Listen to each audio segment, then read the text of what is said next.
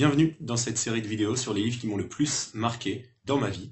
Aujourd'hui, je vais vous parler d'un livre d'un maître vietnamien, un maître bouddhiste vietnamien, qui vraiment pour moi est extraordinaire à plein de niveaux. Et son livre qui m'a marqué et qui me semble intéressant à partager avec vous, c'est Le cœur des enseignements du Bouddha. Ce maître vietnamien, c'est Thich Nhat Hanh. Thich Nhat Hanh, c'est une personne qui pour moi reflète vraiment la philosophie bouddhiste au niveau zen. C'est vraiment quelque chose qu'il reflète dans son fonctionnement, dans sa vie, dans son attitude. J'ai eu la chance d'aller dans son monastère, le village des Pruniers, plusieurs fois quand j'étais plus jeune. Et c'est vraiment un lieu magnifique si vous avez la chance d'y aller. C'est pas très loin de Bordeaux. C'est quelque chose vraiment à faire dans notre vie si vous avez l'occasion. Et Thich Nhat Hanh, eh bien pour moi vraiment c'est un moine qui reflète cette attitude de sérénité et de joie en même temps. Il y a ces deux choses qui s'équilibrent en lui quand on le voit, quand on l'entend parler, quand on est en sa présence. Il y a cette joie, cette sérénité qui reflète de son être. Dans le cœur des enseignements du Bouddha, vous allez découvrir vraiment l'essence du bouddhisme, expliquée très simplement. Il y a plusieurs choses qu'on va découvrir dans ce livre, et je vais vous en parler dans cette vidéo.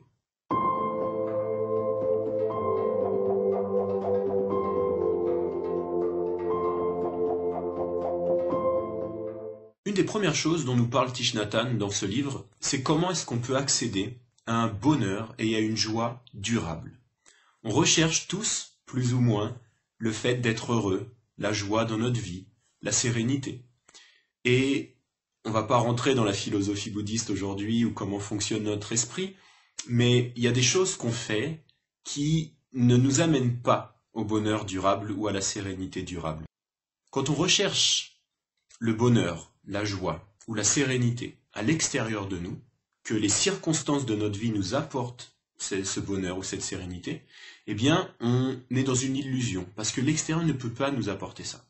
Et ce que nous montre Thich Nhat Hanh, c'est clairement quels sont les outils, quels sont les moyens, au niveau du fonctionnement de notre esprit, qui peut nous permettre, eh bien, d'atteindre cette sérénité intérieurement, d'atteindre cette joie ou ce bonheur durable à l'intérieur de nous, et non pas par rapport aux circonstances extérieures.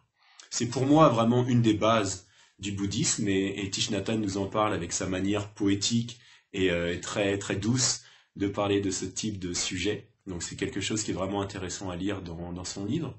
Et puis il y a également d'autres éléments qui sont essentiels, vraiment un peu plus, je dirais presque techniques au niveau du bouddhisme, et qui reflètent un fonctionnement de l'esprit. Il y a différentes pratiques que Thich Nhat Hanh nous explique dans son bouquin. Donc si vous êtes intéressé par la méditation, par la pleine conscience, d'ailleurs il développe la notion de pleine conscience beaucoup dans son monastère et puis dans ce livre.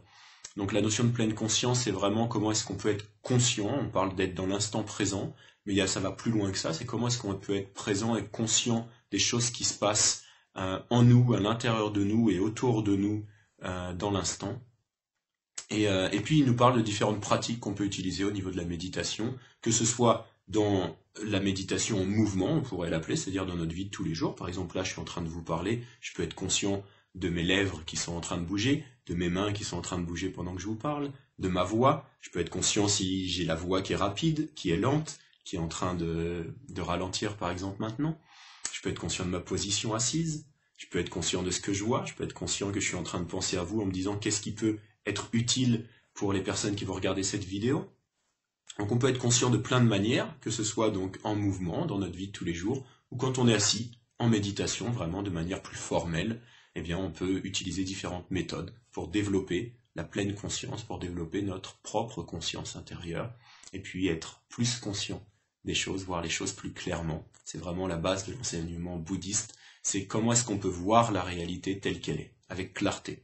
Si vous imaginez que la réalité c'est le ciel bleu avec le soleil, et puis qu'il y a plein de nuages devant, eh bien tous ces nuages c'est des défilements mentaux, c'est les poisons de l'esprit, c'est tout un tas de choses qui viennent embrumer, qui viennent perturber notre vision claire du ciel bleu et du soleil.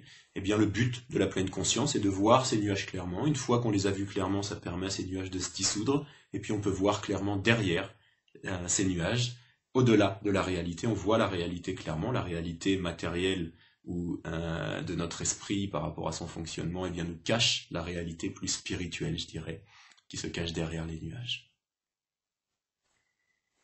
Un des autres éléments que vous allez découvrir dans ce livre qui me paraît vraiment essentiel, c'est de comprendre comment fonctionne notre esprit et comment fonctionnent nos sentiments, nos émotions. Et ça, c'est quelque chose qui peut servir à n'importe qui, qu'on soit intéressé par le bouddhisme ou pas. L'intérêt du bouddhisme, pour moi, c'est vraiment qu'il y a une méthode, une explication très claire de comment fonctionne notre esprit, nos émotions, nos sentiments, et puis surtout une méthode concrète de comment est-ce qu'on peut faire en sorte de ne pas souffrir de ces émotions, de ces sentiments, du fonctionnement de notre esprit qui nous agite, qui nous perturbe intérieurement et extérieurement. Les autres éléments dont nous parle le bouddhisme, il y a ce qu'on appelle les 4 nobles vérités. Pour les personnes d'entre vous qui sont familiers avec l'enseignement bouddhiste, ça va vous parler. Pour les personnes qui le sont moins, les 4 nobles vérités, c'est des vérités qu'on peut tous et toutes vérifier dans notre vie et voir que ce sont des vérités qu'on appelle nobles parce qu'elles sont absolues. On peut tous en faire l'expérience dans nos vies. La première de ces vérités, c'est qu'il y a la souffrance.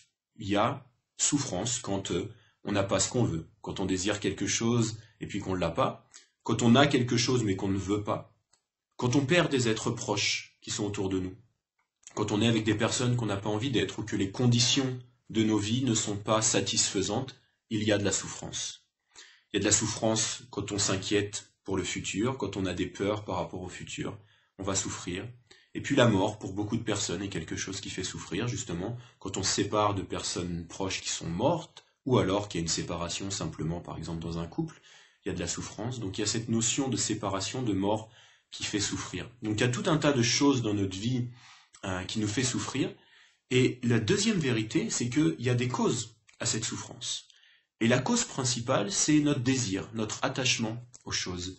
Si on désire que les choses soient d'une certaine manière, mais qu'elles ne le sont pas dans nos vies, eh bien on va souffrir. Si on désire qu'il n'y ait pas quelque chose dans notre vie, mais qui est présent, on va souffrir. Si on désire que les personnes autour de nous ne meurent pas, alors que c'est la nature de la réalité du corps physique de mourir, eh bien on va souffrir. Donc il y a ce désir que les choses soient différentes de ce qu'elles sont. On peut se rendre compte que c'est cet attachement, ce désir aux choses qui nous fait souffrir en profondeur. Et puis les 2 autres nobles vérités, c'est on peut faire l'expérience de la cessation de la souffrance. La souffrance peut s'arrêter quand on lâche prise sur les désirs, les attachements.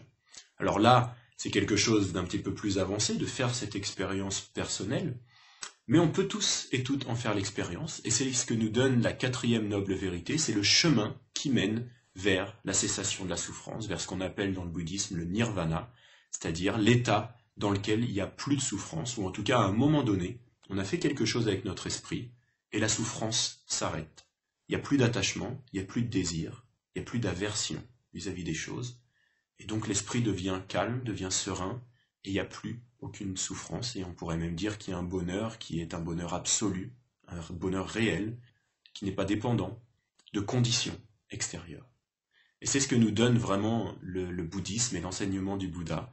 Et donc c'est pour ça que je vous propose de lire ce livre, parce qu'il y a vraiment des enseignements clés qui peuvent servir à tout le monde, que vous soyez intéressé par le bouddhisme ou pas, que cette religion ou cette philosophie, selon comment chacun l'interprète, vous intéresse ou pas. Il y a des clés que vous allez découvrir dans ce livre de Thich Nhat Hanh qui révèle justement comment est-ce qu'on peut atteindre un bonheur, une sérénité plus durable à l'intérieur de nous et d'arrêter de la chercher à l'extérieur. Si ce contenu vous intéresse, je vous propose de cliquer sur le lien sous la vidéo. C'est un lien Amazon. Amazon me donnera une petite commission et vous allez payer le même prix si vous cliquez sur ce lien. Je vous dis à très bientôt pour la prochaine vidéo dans cette série de vidéos sur les livres qui m'ont le plus marqué. Ratez pas la prochaine vidéo, un livre super dont je vais vous parler.